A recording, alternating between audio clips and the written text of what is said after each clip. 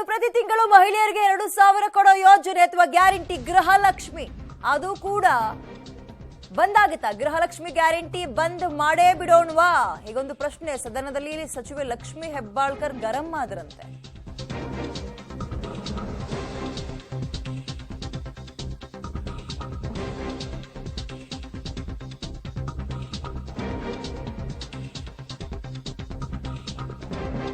ಗೃಹಲಕ್ಷ್ಮಿ ಬೇಡ ಅಂದ್ರೆ ನಿಲ್ಲಿಸ್ಬಿಡೋಣವಾ? ಬಂದ್ ಮಾಡಬೇಡ್ರಿ, ಆದ್ರೆ ಕೊಟ್ಟಂಗ ಆಗೋದು ಬೇಡ. ಒಂದ್ ರೀತಿ ಹಾವು ಸಾಯಬಾರ್ದು, ಕೋಲು ಮುರಿಬಾರ್ದು, ಆ ರೀತಿಯ ಹೇಳಿಕೆ. ಸಿದ್ದು ಸವದಿ ಬಿಜೆಪಿ ಶಾಸಕ ಅವರ ವಿರುದ್ಧ ಮಾತನಾಡೋ ಸಂದರ್ಭದಲ್ಲಿ ಲಕ್ಷ್ಮಿ ಹೆಬ್ಬಾಳ್ಕರ್ ಕೊಟ್ಟಿರುವಂತಹ ಸ್ಟೇಟ್ಮೆಂಟ್ ಅದೇ ಇದು. ಗೃಹಲಕ್ಷ್ಮಿ ಬೇಡ ಅಂದ್ರೆ ನಿಲ್ಲಿಸ್ಬಿಡೋಣವಾ ಅನ್ನೋ ಹೇಳಿಕೆಯನ್ನ ಕೊಟ್ಟಿದ್ದಾರೆ. ರಾಜ್ಯದ ಜನ ಗಮನಿಸ್ತಿರ್ತಾರೆ. ಅವ್ರ ಮನ್ಯಾಗ ಅವರು ಯಜಮಾನರು ಬಡದ ಕಸ್ಕೊಂಡು ಹೋಗಿ ಮಾನ್ಯ ಅಧ್ಯಕ್ಷರೇ, ನಾನೇನ್ ಹೇಳ್ತೀನಿ, ನಮ್ಮ ಕಷ್ಟ ಅರ್ಥ ಇದು ಮುಂದೆ ಹೋಗ್ಲಿ. ಇವರಿಗೆ ಗೃಹ ಲಕ್ಷ್ಮಿ ಕೊಡ್ತಾರ. ಅವ್ರ ಮನ್ಯಾಗ ಅವರು ಯಜಮಾನರು ಬಡದ ಕಸ್ಕೊಂಡು ಹೋಗಿ ಸರಿ ಅಂಗಡಿಗೆ ಹೋಗ್ತಾರ.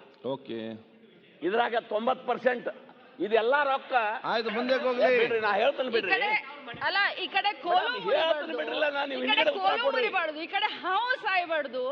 ನೀವ್ ಏನ್ ಮಾತನಾಡ್ತಾ ಇದ್ದೀರಾ ಅದನ್ನಾದ್ರೂ ಹೇಳಿ ಬಿಡಿಸಿ. ಗೃಹಲಕ್ಷ್ಮಿ ಬಂದ್ ಮಾಡ್ಬಿಡೋದಾ? ಹೇಳ್ಬಿಡಿ ಒಮ್ಮೆ. ನಾವು ಬಂದ್ ಮಾಡೋಣಂಗಿಲ್ಲ. ಅಲ್ಲ, ನೀವು ಹೇಳ್ಬಿಡಿ, ಯಾರಿಗೂ ಉಪಯೋಗ ಇಲ್ಲ, ಅನುಕೂಲ ಆಗಿದೆ, ಯೋಜನೆನ ಬಂದ್ ಮಾಡ್ಬಿಡಿ. ಜನ ಕುಡಿಯಕ್ ಹೋಗ್ತಾ ಹೇಳ್ಬಿಡಿ. ನೀವು ಉತ್ತರ ಕೊಡ್ರಿ. ನಾವು ಮಾನ್ಯ ಅಧ್ಯಕ್ಷರೇ, ಯಾವುದೇ ಯೋಜನೆ ನಾವು ಬಂದ್ ಮಾಡೋಣಂಗಿಲ್ಲ.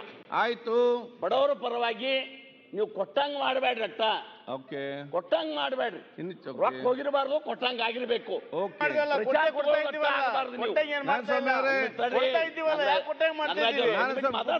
ಅವ್ರು ಅಷ್ಟೇ ಹೇಳ್ಬೇಕಲ್ಲ.